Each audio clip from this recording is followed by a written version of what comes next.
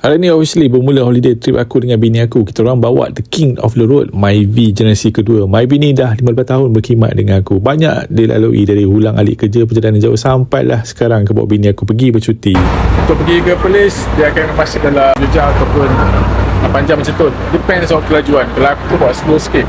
Dan trip kali ini bukan macam biasa. Kami akan bergerak dari KL, Langkawi, Hak Anyai dan akhirnya balik patah KL. Dan setelah 8 jam perjalanan, akhirnya kita orang sampai.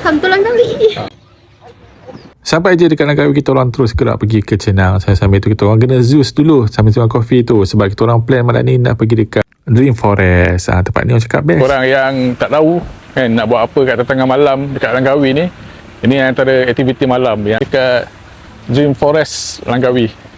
So kalau tak tahu nak buat apa malam, boleh datang sini. Ini air special. Sebelum jadi Dream Forest Langkawi, tempat ini sebenarnya pernah dikenali sebagai Kampung Buku Langkawi. Pada tahun 2019, kawasan bekas Kampung Buku ini dirancang untuk dibangunkan semula. Tapi bila mereka tengok kawasan hutan dikelilingi, konsep itu berubah. Hutan yang seluas kira-kira 10.8 ekar ni akhirnya dijadikan pentas untuk cerita legenda Langkawi dan lahirnya Dream Forest Langkawi. Dulu Kampung Buku, sekarang hutan penuh cahaya dan cerita legenda Langkawi.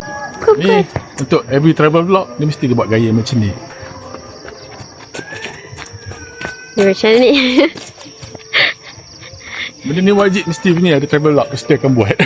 So kalau korang suka sejarah, cerita legenda dan tempat yang cantik, tempat ni memang wajib korang singgah bila datang Langkawi. Bukan sekadar cantik untuk bergambar, tapi korang juga boleh merasai sendiri kisah dan legenda Langkawi dalam suasana hutan yang cukup unik. Memang sesuai untuk korang yang nak cari pengalaman lain daripada yang lain. Designer dia punya architecture sini memang power. Sangat-sangat recommend. Harga dia pun sangat berkutatan sebab bekalan elektrik sini sangat mahal. Dia banyak LED, dia banyak lighting, dia banyak hologram pun ada. Sangat-sangat recommend lah. So hari ni lah hari pertama aku dekat Langkawi. Esok kita sambung trip lagi dekat Langkawi, ya.